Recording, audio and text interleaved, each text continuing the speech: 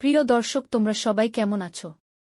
আজকে তোমাদের জন্য নিয়ে এসেছি এমন এক গল্প, যেখানে আমি বলবো দেবর অভি আমার সাথে ঠিক কিভাবে এমন কিছু করল, যা আমি কোনোদিন ভাবিনি। না চেয়েও সেই মুহূর্তে আমি কোথায় যেন ভেসে গিয়েছিলাম। আজকে সেই রাতের কথাই শোনাবো তোমাদের। আমার নাম রিয়া, বিয়ে হয়েছে 2 বছর। স্বামী সুদীপ ভালো মানুষ, কিন্তু এখন আমাদের মধ্যে আর আগের মতো কিছু নেই। সে খুব ব্যস্ত থাকে, ব্যবসার কাজে সারাদিন বাইরে থাকে। আমার দিকে ঠিক করে তাকায় না অনেক দিন। তবু সংসার করি, কারণ মেয়েরা সব সহ্য করেই তো চলে। মায়ের মুখ মনে পড়ে আর চোখ বুজে সব মেনে নিই। এই গল্প শুরু হলো সেদিন দুপুরে। সুদীপ বলল, রিয়া, আমাকে কলকাতায় যেতে হবে 7 দিনের জন্য, একটা বড় প্রজেক্ট, তুমি সব সামলে নিও। অভি বাড়িতে আছে, তোমার পাশে থাকবে। আমি শুধু মাথা নাড়লাম, কিছু বললাম না। তবে মনে মনে একটু হালকা লাগল। একটা নিঃশ্বাস বেরিয়ে এলো বুক থেকে। অভি সুদীপের ছোট ভাই, সবে কলেজ শেষ করেছে। চুপচাপ ছেলে, তবে চোখে মুখে একটা নরম ভাব, যেটা আমার ভালো লাগল। সেদিন দুপুরে আমি বারান্দায় বসেছিলাম, চায়ের কাপ হাতে। চুল এলোমেলো, হাওয়ায় উড়ছিল। হঠাৎ অভি এসে পাশে বসল, একটাও শব্দ না করে। আমি বললাম, চা খাবি? সে শুধু হেসে মাথা নাড়ল। তারপর বলল, বৌদি, তুমি একা হয়ে গেলে আজ। আমি বললাম, হ্যাঁ, একা তো, কিন্তু তুই না আছিস পাশে। সে কিছু বলল না, শুধু আমার দিকে তাকিয়ে থাকল। তাকিয়ে থাকাটা একটু বেশিই লম্বা হয়ে গেল। আমি চোখ সরিয়ে নিলাম, তবে ভেতরে কোথাও যেন একটু কেঁপে উঠলাম। রাত নামল ধীরে। আমি রান্না করলাম। খাবার টেবিলে অভি চুপচাপ বসেছিল। আমি বললাম, খা এবার। তুই এত চুপ কেন? সে বলল, তুমি সুন্দর লাগছো আজ। সত্যি বলছি, তোমার মুখের পাশে চুলটা পড়ে আছে না, অনেক ভালো লাগছে। আমি চমকে গেলাম, তবে কিছু বললাম না। শুধু খাবার দিলাম প্লেটে। খাওয়া শেষে থালা ধুতে গেলে সে এসে বলল, বৌদি, আজ আমি ধুয়ে দিই, তুমি বসো। আমি বললাম, তুই মজা করিস। সে বলল, তোমার হাতের যত্ন নিতে ইচ্ছে করে। তার চোখে তখন কি ছিল আমি জানি না, তবে আমার বুকের ভেতরে অদ্ভুত কিছু হচ্ছিল। রাতে আমি আবার বারান্দায় বসেছিলাম, চুপচাপ। বই হাতে ছিল, কিন্তু পাতার চোখ ছিল না। অভি এসে পাশে বসল, চুপচাপ, আমার দিকে না তাকিয়ে বলল, তুমি যদি বলো, তবে আমি সারাদিন তোমার পাশে থাকব। আমি তাকালাম তার দিকে। সত্যি বলছি, তার চোখে কোনো দুষ্টুমি ছিল না, ছিল শুধু একটা চাওয়া। ঠিক তখনই বিদ্যুৎ চলে গেল। অন্ধকারে আমি একটু কেঁপে উঠলাম। সে আমার হাত ধরল। আমি হাত ছাড়িয়ে নিলাম না। আমার ঠোঁট শুকিয়ে যাচ্ছিল, কিছু বলতে পারছিলাম না। সে আস্তে করে আমার খুব কাছে এলো, চোখের সামনে দাঁড়িয়েছিল। আমি চোখ বন্ধ করলাম। তখন কিছুই বলিনি, কিন্তু মনে মনে বুঝেছিলাম, এই রাত আর আগের মতো থাকবে না। আমাদের মাঝে একটা চুপ থাকা ইশারা জন্ম নিল, যেটা ভাষায় বলা যায় না, তবে অনুভবে ঠিক বোঝা যায়। রাতটা কাটল ঘুমহীন। আমি বিছানা ছিলাম ঠিকই, কিন্তু মন যেন ভেসেছিল অন্য কোথাও। অভির সেই চোখে চোখ রাখা, হাত ধরা, আর নিঃশব্দে কাছে এসে দাঁড়ানো, সবকিছু বারবার মনে পড়ছিল। ভোর হতেই আমি উঠে পড়লাম। চুল আঁচড়াতে গিয়ে দেখি চোখের নিচে কালি। ঘুমহীন চোখে নিজের মুখও অচেনা লাগছিল। আয়নায় তাকিয়ে মনে হল, আমি আর আগের রিয়া নেই। রান্নাঘরে ঢুকতে না ঢুকতেই অভি এসে বলল, বৌদি, আমি চা বানিয়ে ফেলেছি, তুমি বসো, আজ আমি সব করে দেব। আমি কিছু বললাম না, চুপচাপ বসে গেলাম টেবিলে।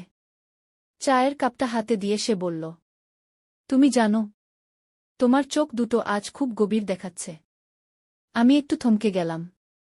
বললাম, ঘুম হয়নি তাই হয়তো। সে হেসে বলল, না, তোমার চোখে এখন গল্প জমে আছে, আমি পড়তে পারি। এই কথাটা শুনে আমার বুক কেঁপে উঠল। একটা নরম কিছু যেন ভিতর থেকে ধাক্কা দিল। আমি উঠতে যাব এমন সময় ও পেছন থেকে আস্তে করে আমার হাত ধরে ফেলল। আমি চমকে তাকালাম। কিন্তু সে হাত ছাড়ল না। তার চোখে ছিল একরকম ভরসা, যেটা আমি বহুদিন পাইনি কারো থেকে। সেই ছোঁয়ায় একটা অদ্ভুত আরাম লাগছিল, যেন মন হালকা হয়ে যাচ্ছে। কিন্তু ঠিক তখনই আমি নিজেকে সরিয়ে নিলাম। বললাম, অভি, এসব ঠিক না। সে আস্তে বলল, ঠিক না জানি, তবে মন তো সব সময় ঠিক ভুল বোঝে না। সারাদিন আমরা একে অপরের চোখ এড়িয়ে চললাম। তবে জানালা দিয়ে যখন হাওয়া ঢুকছিল, সেই হাওয়ায় একটা চাপা উত্তাপ ছিল, যা আমাদের মাঝখানে জমে থাকল। বিকেলে আমি ছাদে গিয়েছিলাম কাপড় শুকাতে। পেছন থেকে অভি এসে দাঁড়াল। আমি না তাকিয়েই বললাম, তুই আবার এসেছিস? সে বলল, তুমি কি আমার থেকে দূরে থাকতে পারবে বৌদি? আমি বললাম, তুই বুঝিস না কিছু। এটা ঠিক না। সে কাছে এসে আমার পেছনে দাঁড়াল। চুপচাপ। আমি কাপড় গুছাচ্ছিলাম। হঠাৎ একটা হাত আমার কাঁধ ছুঁয়ে গেল। আমি থেমে গেলাম। নডিনী। চুপ করে দাঁড়িয়েছিলাম। তখন অভি আমার কানে ফিসফিস করে বলল, তুমি জানো, তোমার ঘামের গন্ধ অনেক ভালো লাগে আমার। আমি চোখ বন্ধ করলাম। মনে হচ্ছিল সবকিছু গলে যাচ্ছে। কিন্তু আমি নিজেকে শক্ত করে বললাম, অভি, নাম করে না এসব। সে বলল, আমি আর থামতে পারছি না। তোমাকে খুব কাছে পেতে ইচ্ছে করে। আমি কিছু বললাম না। চুপ করে নেমে এলাম নিচে। রাত হয়ে এলো। খাওয়া দাওয়া শেষে অভি বলল, চলো বারান্দায় যাই। আমি না করিনি, কারণ মন চাইলেও শরীর যেন রাজি হয়ে যাচ্ছিল। বারান্দায় গিয়ে দেখি অভি চেয়ার এগিয়ে দিল। আমি বসতেই সে আমার পাশে বসল। আমাদের মাঝে একটুও ফাঁকা ছিল না। তাকিয়ে দেখি তার চোখে অদ্ভুত আগুন, যা আমাকেও পোড়াতে লাগল। সে আস্তে করে আমার হাত ধরল। এইবার আমি ছাড়ালাম না। সে আমার দিকে ঝুঁকে এলো। চোখের খুব কাছে মুখ নিয়ে বলল, আমি যদি এখন তোমাকে চুমু খেতে চাই, তুমি কি কিছু বলবে? আমি কিছুই বললাম না। চোখ বন্ধ করে থাকলাম। তার ঠোঁট আমার গালের খুব কাছে এলো। আর একটা হালকা স্পর্শে আমার ভিতর কেঁপে উঠল। আমি ধীরে ধীরে তার কাঁধে মাথা রাখলাম। সে আমার হাত নিজের বুকে টেনে নিল আর আমাকে শক্ত করে জড়িয়ে ধরল। সেই মুহূর্তে শব্দ ছিল না, শুধু নিঃশ্বাস, শুধু শরীরের উষ্ণতা, আর একরকম ঘোর, যেখানে আমি ডুবে যাচ্ছিলাম। কিন্তু হঠাৎ নিচ থেকে কারো আওয়াজ এলো। চকিতে আমি সরে গেলাম। অভি চোখে চোখ রেখে বলল, এই রাত শেষ না হোক কখনো। সেই রাতের পর আমি আর অভিকে চোখের সামনে এড়াতে পারলাম না। সে যেন আমার চারপাশে ঢেউ হয়ে ছড়িয়ে পড়ল। যেখানেই তাকাই অভির ছায়া, যা চোখে পড়ে না, তবে মনের ভিতর ঠিক বসে থাকে। সকালে আমি রান্নাঘরে কাজ করছিলাম। অভি এসে বলল, আজকে আমি কিছু রান্না করব। তুমি আমার পাশে বসো। দেখো না বৌদি, আমি কত কিছু শিখেছি তোমার কাছ থেকে। আমি হেসে ফেললাম। বললাম, তুই রান্না করবি? খেয়েই দেখব কেমন হয়। সে বলল, তুমি পাশে থাকলে সব ভালো হয়। আমি কিছু বললাম না, শুধু ওর দিকে তাকিয়ে একটু হাসলাম। সেই হাসির মধ্যে যেন কিছু লুকিয়েছিল, যা ভাষায় বলা যায় না। রান্না করতে করতে ও একটানা আমার কথা শুনছিল। আমি ছোটবেলার কথা বলছিলাম, যেভাবে বাবার হাত ধরে স্কুলে যেতাম, মায়ের সঙ্গে দুপুরবেলা গল্প করতাম। অভি শুনছিল মন দিয়ে, তার চোখে জল এসে গিয়েছিল। সে হঠাৎ আমার হাত ধরে বলল, তোমার এই সব কথা আমার খুব ভালো লাগে। তুমি জানো, তুমি গল্প বললে আমি হারিয়ে যাই। আমি চুপ করে গেলাম। কিছু বললাম না, তবে হাতটা আর ছাড়ালাম না। দুপুরে আমরা একসাথে খাওয়া শেষ করলাম। তখন অভি বলল, চলো আজ দুপুরবেলা একটু ছাদে যাই। আমি তোমার সঙ্গে একটু বসতে চাই। আমি রাজি হয়ে গেলাম, কারণ মন চাইলেও মুখে না বলতে পারলাম না। ছাদে হালকা বাতাস, আকাশে মেঘ। আমি পাটের চেয়ারে বসেছিলাম। অভি আমার পাশে এসে বসল। সে আমার হাতটা নিজের হাতে নিয়ে বলল, বৌদি, তুমি জানো, আমি তোমাকে আর শুধু বৌদি মনে করতে পারি না। আমি অবাক হয়ে তাকালাম তার দিকে। সে একটানা বলছিল, তুমি শুধু আমার দাদার বউ না, তুমি এমন একজন যার জন্য আমার মন সবকিছু ছেড়ে দিতে পারে। তার চোখে জল চলে এলো। আমি চুপচাপ ওর কাঁধে হাত রাখলাম। সে আমার দিকে মুখ ঘুরিয়ে তাকাল। তারপর আমার কপালে একটা নরম চুমু দিল। আমার চোখ বুজে গেল, মন কেঁপে উঠল, কিন্তু আমি ওকে ঠেকালাম না। আমার মুখে হাত রেখে সে বলল, তোমার ঠোঁট এত সুন্দর, যদি একবার ছুঁয়ে দেখতে পারতাম। আমি চোখ খুলে তাকালাম, কিছু না বলে মাথা নিচু করলাম। সে আমার খুব কাছে এসে দাঁড়াল, তার মুখ আমার মুখের একদম সামনে। আমি চোখ বন্ধ করলাম, আর পরের মুহূর্তে তার ঠোঁট ছুঁয়ে গেল আমার ঠোঁট। এভাবে চলল 1-0 মিনিট। সেই চুমু নরম, তবে গভীর, যেন অনেক দিনের চেপে রাখা ভালোবাসা এক মুহূর্তে বেরিয়ে এলো। তারপর আমি ওর বুকে মাথা রাখলাম। সে আমার চুলে হাত চালাতে লাগল। আমাদের নিঃশ্বাস একসাথে মিশে যাচ্ছিল। তখন হঠাৎ বৃষ্টি পড়তে শুরু করল। আমরা ছুটে নিচে চলে এলাম। ভেজা শরীরে আমি চুপচাপ দাঁড়িয়েছিলাম ঘরের কোণে। অভি এসে একটা তোয়ালে দিয়ে বলল, তুমি ঠান্ডা খেয়ে ফেলবে, চলো ঘরে চেঞ্জ করে আসো। আমি বললাম, আমার জামা ভিজে গেছে, শুকনো কিছু বের করে দে। সে ওর একটা টি-শার্ট এনে দিল। আমি ওটা নিয়ে বাথরুমে ঢুকলাম। চোখে পানি এসে যাচ্ছিল। নিজেকে দেখে মনে হচ্ছিল, আমি কি সত্যিই বদলে গেছি, নাকি এই আমি বরাবরই ছিলাম, শুধু লুকিয়েছিলাম। ঘর থেকে বের হতেই অভি সামনে দাঁড়িয়ে সে আমার ভেজা চুলে তোয়ালে দিয়ে মুছিয়ে দিচ্ছিল। তার চোখে তখনও আগের সেই মায়া, কিন্তু এবার একটু বেশি আপন। আমার গায়ে হাত রেখেই সে বলল, তুমি জানো, তোমার গায়ের গন্ধ আমার পাগল করে দেয়। আমি চুপ, তবে সরে যাইনি। সে আমাকে জড়িয়ে ধরল, আর আমি চোখ বন্ধ করে ওর বুকের ভেতর গলে গেলাম। সেই মুহূর্তে মনে হচ্ছিল, যেন এই ঘর, এই সময়, এই শরীর, সবকিছু আমাদেরই। কিন্তু তখনই দরজার বাইরে শব্দ হল। কেউ যেন কলিং বেল চাপল। বেলটা বাজতেই আমি চমকে উঠলাম। অভি এক ছটকায় সরে গেল। আমি চট করে ওর টি-শার্ট গায়ে পরে চুল ঠিক করে দরজার দিকে এগিয়ে গেলাম।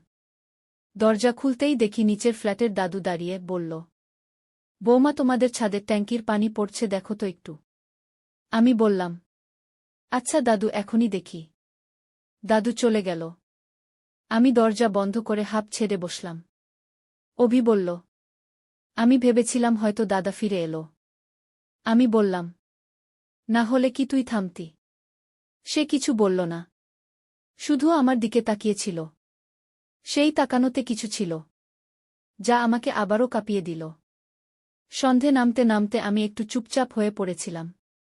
মন যেন কেমন অস্থির ছিল। একদিকে পাপবোধ, অন্যদিকে একরকম তৃপ্তি, যা আমি কোনোদিন অনুভব করিনি।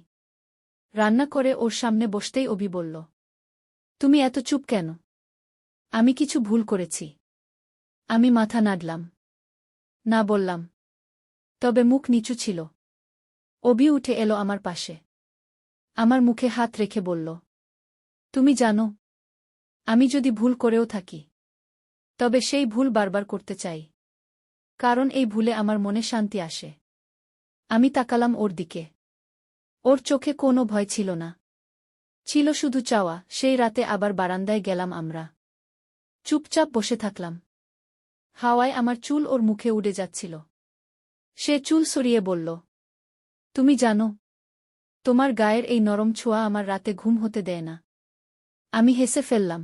হঠাৎ সে আমার হাত ধরল। তারপর বলল, আজ আমি শুধু তোমার পাশে থাকতে চাই।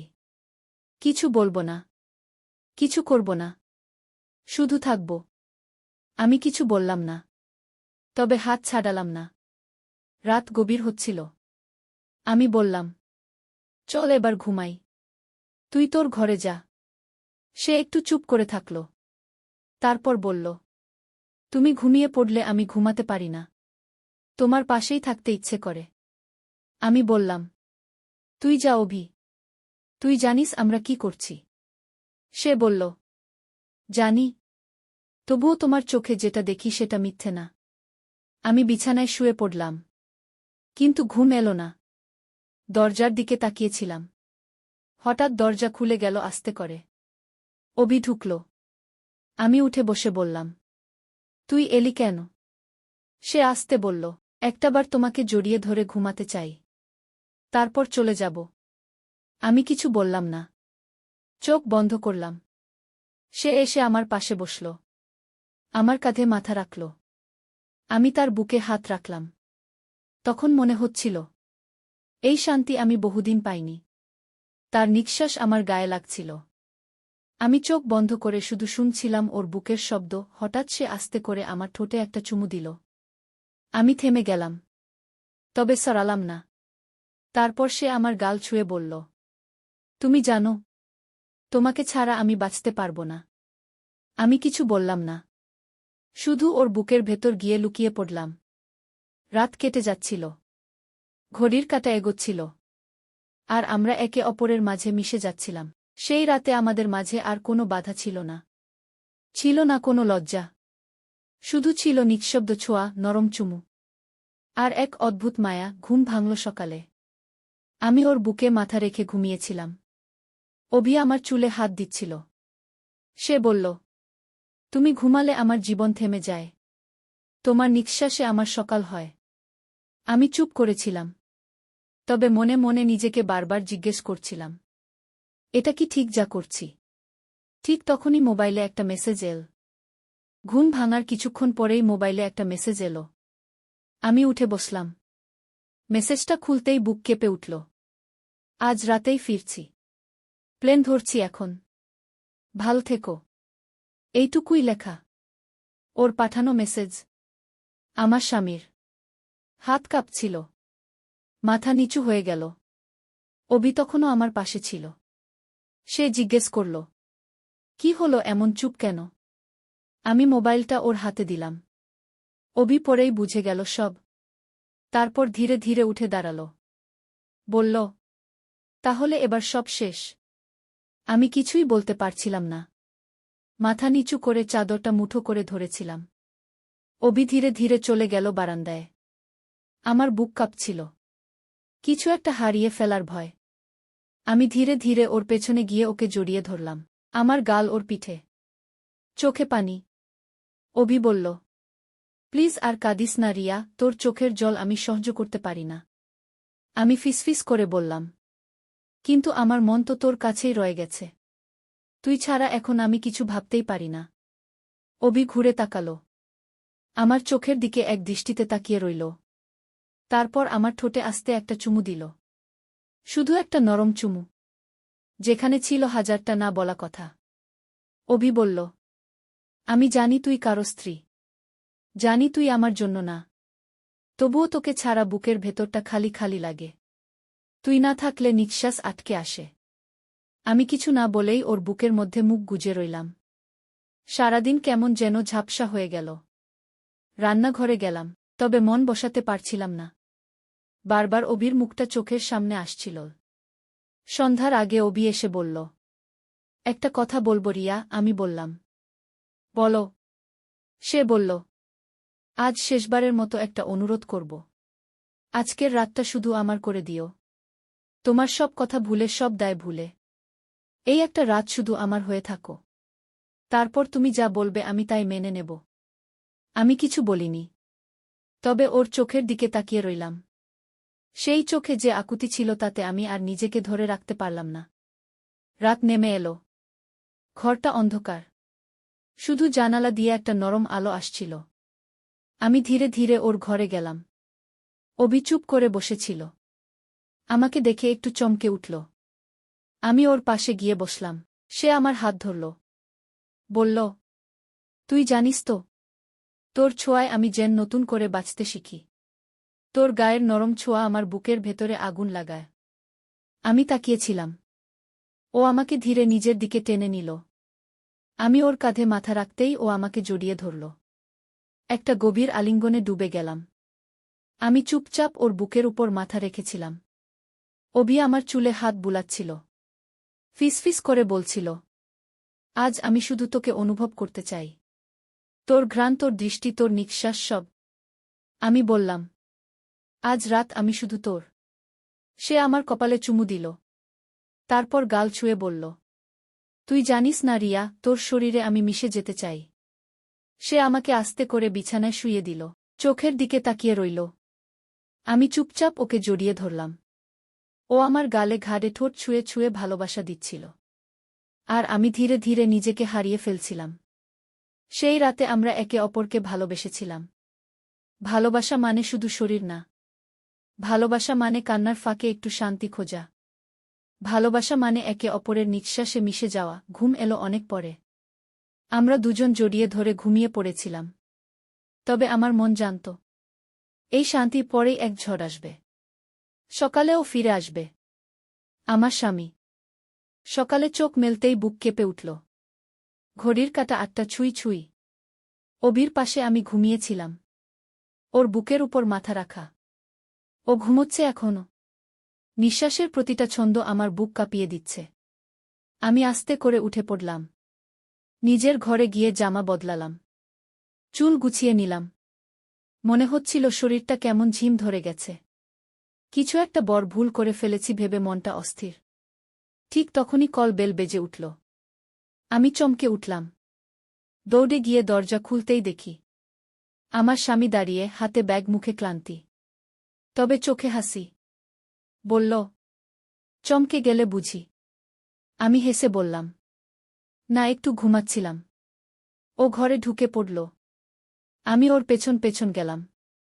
অভি তখনও নিজের ঘরে। আমি ভয় পাচ্ছিলাম যদি ওর সাথে দেখা হয়ে যায়। স্বামী হাত মুখ ধুয়ে ফ্রেশ হয়ে এলো। বলল, তোর হাতে চা খেতে মন চাইছে, করবি একটু? আমি হ্যাঁ বললাম। রান্নাঘরে গিয়ে চা বসালাম। মাথার ভেতরে ঘূর্ণি। যদি অভি বেরিয়ে পড়ে হঠাৎ, তবে সব শেষ। চা বানিয়ে ওর হাতে দিলাম। সে বলল, তুই কেমন আছিস রিয়া? আমার না তোকে খুব মিস হয়েছে। আমি কিছু বললাম না। শুধু মাথা নিচু করে বসে থাকলাম। ও আমার দিকে তাকিয়েছিল, কিন্তু বুঝতে পারেনি কিছু। একটু পর অভি বেরিয়ে এলো ওর ঘর থেকে। আমার বুক কেঁপে উঠল। দুজনের চোখে চোখ পড়ল। অভি হালকা হাসি দিয়ে বলল, ভাইজা এসেছ কবে? ও বলল, এই তো এখনই এলাম। অভি কিছুক্ষণ কথা বলল, তারপর বলল, আমি একটু বাইরে যাচ্ছি। আমি বুঝতে পারলাম ও আর থাকতে পারছে না। আমার চোখে জল চলে এলো, কিন্তু স্বামীর সামনে তা লুকিয়ে ফেললাম। অভি চলে গেল, আর আমি চুপচাপ বসে থাকলাম। সারাদিন আমি কাজের মাঝে মন বসাতে পারছিলাম না। স্বামী বারবার কাছে আসছিল, আলতো করে হাত ধরছিল, আমার চোখে চোখ রেখে বলছিল, তুই জানিস রিয়া, তোর মুখটা আবার দেখতে পেরে আমি শান্তি পাচ্ছি। আমি জবাব দিতে পারছিলাম না, কেননা আমার শরীরের প্রতিটা অনুভব তখনও অভির ছোঁয়ায় ভরা। রাতের খাবার শেষ করে ও হঠাৎ আমার পাশে এসে বসল। বলল, আজ তুই একদম আমার হবে। এই কটা দিন তোকে ছুতে পারিনি। আজ তোকে আবার আমার করে পেতে চাই। আমি ভয়ে চুপ করে গেলাম। দেখছিলাম সে এগিয়ে আসছে। আমার গায়ে হাত রাখল। আমার চুল সরিয়ে চুমু খেতে চাইল। ঠিক তখনই আমার বুকের ভেতর কেঁপে উঠল। আমার মন বারবার অভির কথা ভাবছিল। তার স্পর্শ, তার ঠোঁট, তার বুকের গন্ধ। আমি ধাক্কা দিয়ে উঠে দাঁড়ালাম। বললাম, আজ আমি খুব ক্লান্ত, ঘুমাতে চাই। স্বামী বলল, কি হলো রিয়া, তুই ঠিক আছিস তো? আমি বললাম, হ্যাঁ, সব ঠিক। আমি নিজের ঘরে গিয়ে দরজা বন্ধ করে দিলাম। ঘরের অন্ধকারে দাঁড়িয়েছিলাম একা। হঠাৎ ফোনটা বেজে উঠল। অভির নাম স্ক্রিনে। আমি ধরলাম। ও কিছু বলছিল না, শুধু নিঃশ্বাস নিচ্ছিল। আমি বললাম, তুই কোথায়? অভি বলল, তোর জানালার নিচে। আমি পর্দা সরিয়ে দেখলাম অভি সত্যি দাঁড়িয়ে নিচে। ওর চোখে জল। আমি থেমে গেলাম। অভি বলল, তুই যদি একটাবার আমার হাত ধরিস, আমি সব ফেলে তোর জন্য দাঁড়িয়ে থাকব। তুই যদি বলিস আমি তোর কেউ না, তাহলে আজ থেকে চলে যাব সব ছেড়ে। আমি কিছু বলতে পারলাম না, শুধু জানালার পর্দা ছেড়ে দিয়ে বসে পড়লাম নিচে। আমার বুকের ভেতরে কান্না চাপা পড়ে গেল। আমি জানি আমি যা করছি তা পাপ। তবুও এই পাপেই আমি শান্তি খুঁজে পাচ্ছি। সেই রাতে আমি চোখে ঘুম আনতে পারিনি। শুধু একটাই প্রশ্ন ঘুরে ঘুরে আসছিল। আমি কি সত্যি ভালোবাসায় পড়ে গেছি? সেই রাতে আমার চোখে ঘুম আসেনি। মনে হচ্ছিল আমি এক সমুদ্রের মাঝে দাঁড়িয়ে আছি। চারপাশে ঢেউ, কিন্তু কোনো দিশা নেই। আমি জানালার পাশে বসেছিলাম।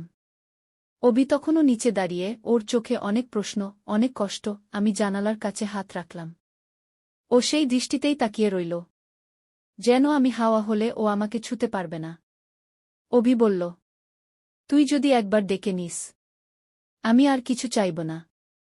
তোর চোখে যদি একটুকরো ভালোবাসা দেখি, তাহলেই আমি বাঁচব রিয়া। আমি আস্তে করে বললাম, তুই উপরে আয়। অভি কিছু না বলে দৌড়ে সিঁড়ি দিয়ে উঠল। আমি দরজা খুলে অপেক্ষা করছিলাম। ও ঢুকেই আমাকে জড়িয়ে ধরল। একটা দীর্ঘ নিঃশব্দ আলিঙ্গন, যেখানে কোনো কথা নেই, শুধু নরম কান্না, ভেজা শ্বাস। আমি ওর কাঁধে মাথা রেখে বললাম, আমি আর থাকতে পারছি না। এই বাড়ি, এই সম্পর্ক, এই মিথ্যে হাসি আমার দম আটকে দিচ্ছে। অভি বলল, তুই যা চাইবি আমি করব। তুই যদি চাস আমি তোকে নিয়ে চলে যাব, যেখানে কেউ থাকবে না, কোনো সম্পর্ক থাকবে না, থাকবে শুধু তুই আর আমি। আমি চুপ। আমার গলা শুকিয়ে আসছিল। তবুও বললাম, তুই কি সত্যিই আমায় ভালোবাসিস অভি?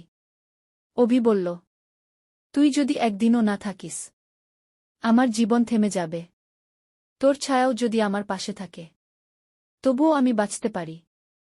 আমি ধীরে ধীরে বললাম, তাহলে চল, চলে যাই আমরা, এই রাতেই, এখনই। অভি চমকে তাকাল। তোর কোনো ভয় লাগছে না? আমি বললাম, ভয় লাগছিল, কিন্তু আজ আমি আমার মনের কথা শুনব। অভি আমার মুখে হাত রাখল। তারপর আমার কপালে ঠোঁট ছুঁইয়ে বলল, তুই আমার স্বপ্ন ছিলি, আজ আমার সত্যি হতে চলেছিস। আমি ওর হাত ধরলাম। আমার ড্রয়ারে রাখা কিছু টাকা আর একটা ব্যাগ নিয়ে বেরিয়ে পড়লাম। কেউ জানল না। স্বামী তখন ঘুমে। আমি কোনো চিঠি রাখিনি, কারণ আমি জানি, এই সম্পর্কের কোনো ব্যাখ্যা হয় না। সিঁড়ি দিয়ে নামতে নামতে আমার বুক কাঁপছিল।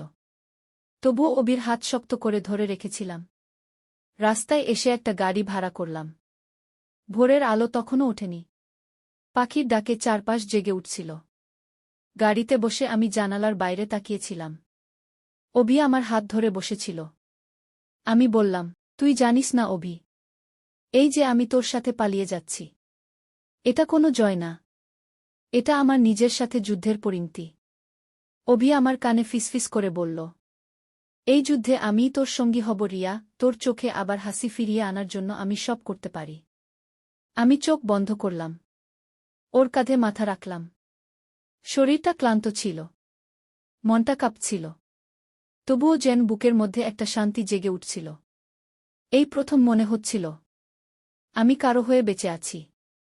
আমি কারো কাছে শুধু একটি সম্পর্ক না, আমি কারো প্রিয়, কারো দুঃখের রাতের সাথী, কারো ভালোবাসার ঘর। তখনই সূর্য উঠল। রোদের আলো আমাদের মুখে এসে পড়ল। আমি অভির চোখের দিকে তাকিয়ে বললাম, তুই কি আমায় কখনো ছেড়ে যাবি না? অভি বলল, তুই যদি নিঃশ্বাস বন্ধ করে ফেলিস, তবুও আমি তোর বুকের ভেতর বেঁচে থাকব। আমরা গাড়িতে বসে দূরে চলে যাচ্ছিলাম। পেছনে ফেলে যাচ্ছিলাম সমাজ, সংসার, সমস্ত পরিচয়। সামনে ছিল শুধু একটা নতুন সকাল, একটা নতুন জীবন, একটা ভালোবাসা, যার নাম অভি, আর যার হৃদয়ে লেখা রিয়া।